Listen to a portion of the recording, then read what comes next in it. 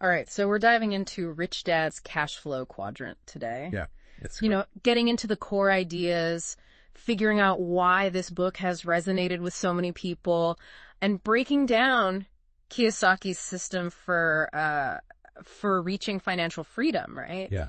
I think one thing that I always found intriguing is the cash flow quadrant itself, like this diagram with the 4 sections. Right. Employee, self-employed, business owner, investor. It's just visually, I feel like it captures the ways that people approach earning income.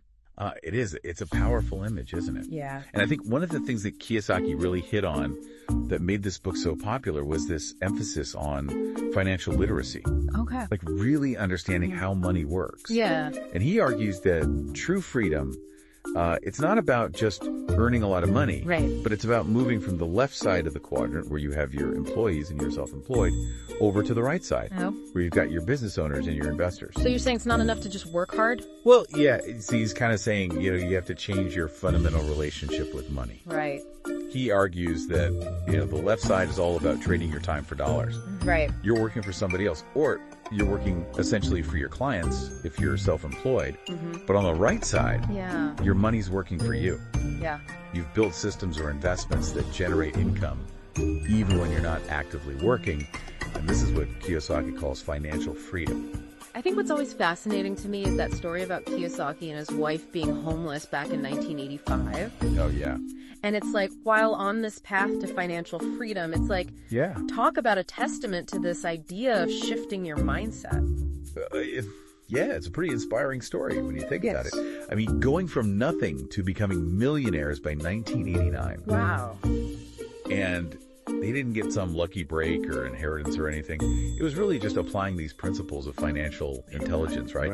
It really highlights the idea that wealth isn't about how much money you have when you start. Right. It's about how you think about and manage money. Now, I think one thing that was interesting to me is that Kiyosaki defines wealth in a really unique way, right? Right. It's not about your bank balance, it's about time. It really makes you think differently, doesn't it? Mm-hmm.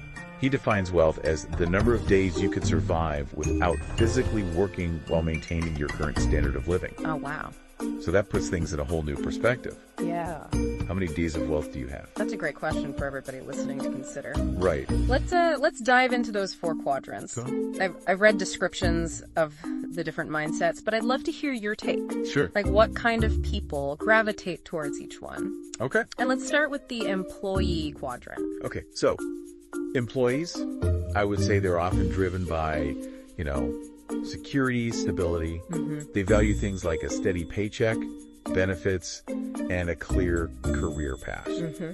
There's nothing inherently wrong with this, of course. Right. Many people thrive in this environment. Yeah. It provides a sense of comfort, predictability. But Kiyosaki argues that, it can be a trap if you're not careful. A trap in what sense? Well, the trap of trading your time for money without ever building assets or creating true financial independence. Mm-hmm. It's easy to get comfortable in a job, especially if it pays well. Yeah. But Kiyosaki encourages us to think beyond that paycheck. Right. And say, okay, how could we leverage our skills and our knowledge to build something that generates income beyond our active working hours? So what about the self-employed then? How are they different from employees? Well, self-employed individuals, I would say, are all about independence and autonomy. Okay. So we're talking, freelancers, consultants, small business owners. These are the folks that want to be their own boss and do things their own way. Mm-hmm. They often possess very specialized skills, a strong work ethic. Yeah. But Kiyosaki points out that they can fall into the trap of being what he calls a technician. The technician. Someone who's so good at what they do that they struggle to delegate or to build systems that can operate without them. That makes sense. Right. I know a lot of talented people Yeah. that are amazing at their craft, but they can't seem to scale their business. Oh, they can't let go. Because they're so hands-on, right? They're always, They're essentially trading their time for money, but maybe on their terms. Right, exactly. So where do the business owners fit into all of this? This is where things start to shift, I would say, to the right side of the quadrant. Okay. Business owners, or Bs, as Kiyosaki calls them, they're not just skilled at what they do, Right. but they're skilled at building systems and teams that can operate and generate income without their constant involvement. It's like that McDonald's analogy, right? Yes, exactly. Plenty of chefs that can make a tastier burger. Oh, yeah. But McDonald's builds an empire on the systematization. On that system. Yeah. And Kiyosaki emphasizes that successful business owners don't own jobs. They own systems. That's right. They understand the power of leverage, of hiring talented people and creating processes that allow the business to thrive, even when they're not personally involved in every little detail. Right, they can step away. Now that sounds like freedom, you know? Yeah. It's building something that works for you rather than you constantly working for it. Yeah. So what about the eyes quadrant, the investors? What makes them tick? Investors, they are in the business of making their money work for them. Okay. They might invest in real estate or stocks or businesses or other assets that have the potential to generate passive income and appreciate in value over time. They understand things like diversification, managing risk. No, I've always been told that investing is important, but Kiyosaki seems pretty critical of these like traditional investment vehicles like 401ks. Right. Why is he so skeptical of these, seemingly safe and reliable plans? Well, he raises some valid points. He argues that 401ks and similar retirement plans often come with high fees that can really eat into your returns. And, they're subject to market fluctuations, so your money's at risk. Right. And you have limited control over how it's invested. Okay, that makes sense. And then, of course, he has that whole savers or losers argument, which always raises a few eyebrows. It does. But his belief is that simply saving money in a traditional bank account doesn't require financial intelligence. Oh, okay. He argues that inflation erodes the purchasing power of your savings over time, so you're essentially losing money by not putting it to work. So he's advocating for a more active approach to managing your money. Exactly. Understanding the different ways you can, make your money work for you. Yeah, and this kind of ties into his concept of the 5 levels of investors, which we'll dive into more in the next part of our deep dive. But for now, I think the key takeaway is that Kiyosaki wants us to challenge conventional wisdom and to think critically about how we approach money and wealth building. So it's about moving beyond just earning a paycheck and more towards building a financial foundation that can provide, true freedom and security. It's about becoming financially literate and taking control of your financial future. Absolutely. And understanding the cash flow quadrant is a great first step on that journey. Definitely. So we talked about the 4 quadrants, the kinds of folks you find in each one. Yeah. But how do you actually move from that left side, that employee, self-employed grind over to business owner, investor? Yeah. That's where things get really interesting, I think. That's the $1 million question. Yeah. It's full of inspiring stories, but it can feel a bit overwhelming to actually apply it. Yeah, well, Kiyosaki, he does provide a framework for that transition. Okay. And it starts with understanding the core difference, I would say, between the left side and the right side. On the left side, you're trading your time for money. Right. You're essentially selling your hours. But on the right side, you're leveraging systems and assets that generate income, whether you're working or not. Now, a big part of that is shifting your mindset. Absolutely. Right. Yeah. He talks a lot about how our beliefs about money and wealth can hold us back. He challenges a lot of the, I would say, conventional ideas we've been taught about money. Right. Like the whole, your house is an asset belief, for example. Yeah, that one. Kiyosaki famously argues that your house is actually a liability. I remember that being a really controversial point. It is. It's counterintuitive. Yeah. So how does he back that up? Well, it comes down to his definition of assets and liabilities. Right? An asset, according to Kiyosaki, puts money in your pocket. A liability takes money out. Okay. So while a house might appreciate in value over time, in the meantime, it's costing you money, mortgage payments, property taxes, maintenance, all that. So even though it might feel like a solid investment, it's actually draining your cash flow. Unless you're renting it. After renting it out. Or using it to generate income somehow. Exactly. Yeah. And this kind of ties into his concept of being the bank, which is something that I find fascinating. Okay. He wants you to think like a bank, structuring deals that generate passive income. Okay. He gives that great example in the book about buying a house for $80,000, fixing it up and then selling it, but with owner financing for $100,000. So you're essentially acting as the bank, holding the mortgage for the buyer. Exactly. Okay. You're making money on the spread between the purchase price and the sale price. Plus, you're receiving those monthly mortgage payments. Okay. You're controlling the asset, creating a stream of passive income. So even if you grasp these concepts, Kiyosaki emphasizes that moving to the right side of the quadrant is often more emotional than technical, right? It really is. It's about mindset. Yeah, I can see how fear would hold a lot of people back. Fear is a major hurdle for many. Yeah. Fear of failure, fear of losing money, fear of the unknown, right? Yeah. So Kiyosaki argues that becoming emotionally neutral to winning and losing is crucial. Right. Easier said than done. He sees both as parts of the game. Yeah, especially when it's your hard-earned money. I imagine a lot of people would struggle with that.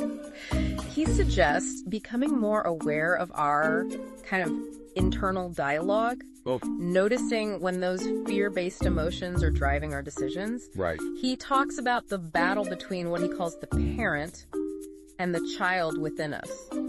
That's an interesting analogy. Yeah. What does he mean by that? Well, the parent is like the voice of logic, responsibility. Okay. It's the part of us that says, save for retirement, invest wisely. Right. The child is impulsive, seeking instant gratification. It's the one that says, buy that new gadget, take that expensive vacation. Yeah, I think we all know that internal tug of war. We all have that. Yeah. The key, according to Kiyosaki, is to become the adult. Oh. Right? To step back from those emotional impulses and make choices based on logic and our long-term goals. He also points out that people on the left side of the quadrant often confuse that feeling of playing it safe with logical thinking. Yeah. They might feel secure in their job, but are they truly secure? Right. If your income depends entirely on someone else. Exactly. Yeah, it's a powerful observation. Yeah. Clinging to that job security can feel safe, but it might not be the path to true financial freedom. Right. Kiyosaki wants us to question those assumptions. Okay. And consider if fear is dictating our choices. He's not saying everyone needs to become a high-flying entrepreneur, but he is advocating for that financial literacy. Yes. Understanding how money works, taking control of your financial destiny. He's providing a roadmap. Right. But it's up to each of us to take those first steps. Right. And that might start with, educating ourselves about investing, maybe exploring different asset classes, even just analyzing a few properties, something small. Now, Kiyosaki also talks about the 5 levels of investors. Right. That's something I wanted to kind of dig into a little bit more. Sure. Could you break those down for us? Yeah, he uses those levels to kind of illustrate that progression from financial dependence to financial freedom. Okay. Right. So you start with level 0, which is basically living paycheck to paycheck. Yeah. Okay? Spending everything you earn. Right. So level 1 then is characterized by borrowing. By borrowing. Exactly. Right. These are the folks relying on credit cards, accumulating debt. Right. Level 2, you're your savers. Okay. Those who diligently put money aside. Right. But typically in, low yield accounts. Right. Okay. Now, level 3 gets interesting. He calls these the I'm too busy investors. Yeah. What does he mean by that? These are the people that delegate their investment decisions to financial advisors. Okay. Without really understanding what's happening with their money. Which can be dangerous. Which can be very dangerous. If those advisors aren't if they're not looking out for your best interests. Right. It highlights the importance of that financial literacy. Right. Even if you are working with professionals. Yeah. That takes us to level 4, the I am a professional investors. So they're actively managing their own investments. They're actively involved. Okay. Taking calculated risks, constantly learning. Right. They're not afraid to, get their hands dirty and really understand the nuances of different investment strategies. And then finally, level 5. Level 5, the capitalists. They're operating on a whole different level. They're on a whole different level. Right. They're not just investing their own money. Right. They're using OPM, other people's money. They're masters of raising capital, building businesses, creating wealth on a large scale. Okay. They understand how to leverage debt and equity.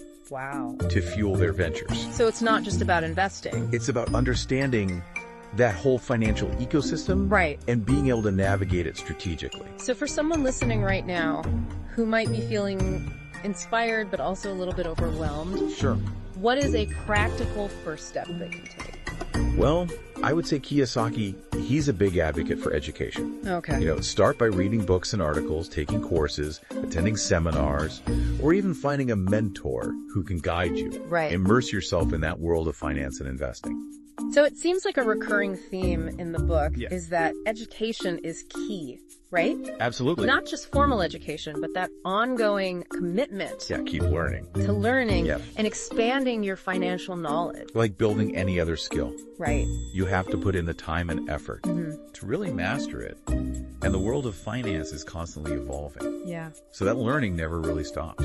And he emphasizes the importance of taking action, Yeah, absolutely. even if it's small steps at first, right? Don't get paralyzed by fear Analysis paralysis. or overwhelm. Yeah, it can be a real obstacle. Yeah. You can spend all your time researching and planning. Right. But until you actually start taking action, Yeah. you won't gain that experience and confidence you need to succeed. Kiyosaki's a big advocate for the power of mentorship, isn't he? He is. He really is. He credits a lot of his own success to the guidance he received Yeah. from his rich dad. He stresses the importance of surrounding yourself with people who are already where you want to be. Right. You know, find mentors, Yeah. join mastermind groups, Yeah. connect with people who can offer support and guidance. It's about finding those that have already walked the path Exactly. and can share their wisdom and insights. It can be so valuable, Yeah. So especially when you're facing challenges. when you're facing setbacks. Yeah, setbacks. Yeah. And don't underestimate the power of networking. Oh. Building relationships with other investors, entrepreneurs, financial professionals. Yeah. It can open doors to opportunities you might never have discovered on your own. He also talks about the importance of paying yourself first. Oh, that's crucial. Make sure you're consistently putting aside a portion of your income towards investments. It's a fundamental principle of wealth building. Right. Instead of waiting till the end of the month Yeah. to see what's left over, Right. make a conscious decision to prioritize your financial future.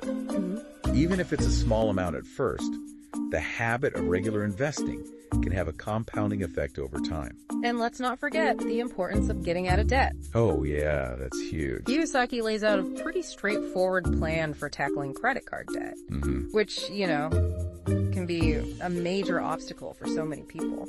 Oh, it's crippling for a lot of folks. Yeah. He calls it the debt snowball method, Okay. where you focus on paying off your smallest debts first, regardless of the interest rate. So the idea is to create. The idea is to create momentum, Okay. a sense of accomplishment, Yeah. which can motivate you to keep going. So it's not just the financial aspect It's psychological too. of reducing debt, but It really is. the psychological Yeah. impact of seeing those debts disappear one by one. It can be a powerful psychological boost. Yeah. You see yourself making progress, which can fuel your commitment to achieving your financial goals. Now, we've talked a lot about the practical strategies that he outlines, Yeah. but what about the mindset shifts, Oh, the mindset is huge. right? Because For, he talks a lot about overcoming limiting beliefs. right. Many people are held back by, I would say, deeply ingrained beliefs about money, about wealth, and their own ability to succeed. Yeah, like money is the root of all evil, or rich people are greedy. Exactly. Yeah. Those kinds of beliefs can really sabotage our efforts to achieve financial freedom. And he encourages us to examine those beliefs. Question them. Yeah, challenge them. Yeah. Are they based on fact, or are they simply these inherited ideas Yeah. Are they serving you? that might be holding us back? Exactly. Right. Kiyosaki argues that one of the biggest mindset shifts Yeah. is moving from a scarcity mentality Okay. to an abundance mentality. Believing that there's enough for everyone and that you deserve to be wealthy. He emphasizes that wealth is not a zero-sum game. Right. One person's success doesn't mean another person has to fail. Right. There are opportunities for everyone to create abundance. And it's not just about money, it's about the freedom It's about the freedom, and the choices the choices, that financial abundance can provide. the ability to pursue your passions, to give back to your community, to live life on your own terms. That's what true financial freedom is all about. It really is. It's not about accumulating wealth for its own sake. No, it's about. But about creating a life of Yeah. purpose, meaning, and fulfillment. Well said. So, as we wrap up this deep dive into Rich Dad's Cash Flow Quadrant, Yeah. what's the one key takeaway you hope our listeners will walk away with? I think it's that financial freedom is within reach for anyone Okay. who's willing to put in the effort to educate themselves, change their mindset, and take consistent action. Yeah. Kiyosaki offers a powerful framework, but it's up to each individual to apply those principles to their own unique situation. It It's about becoming financially empowered. Yeah, Taking control of your money. absolutely. Creating a life that aligns with your values and aspirations. Couldn't have said it better myself. And remember, it's a journey, It is a journey. not a destination. Yeah. There will be ups and downs, There will. but with perseverance and a commitment to lifelong learning, you can achieve those financial dreams. You can. And don't be afraid to seek out guidance Yeah, ask for help. and support along the way. There are countless resources available. Yeah. From books and courses to mentors and communities that can help you navigate the path to financial freedom. Thanks for joining us for this deep dive into Rich Dad's cash flow quadrant. It's been a pleasure. We hope you found it insightful and empowering. Yeah. We encourage you to continue exploring these concepts Yes. and taking action Absolutely. towards creating a life of financial abundance and freedom. Go out and make it happen.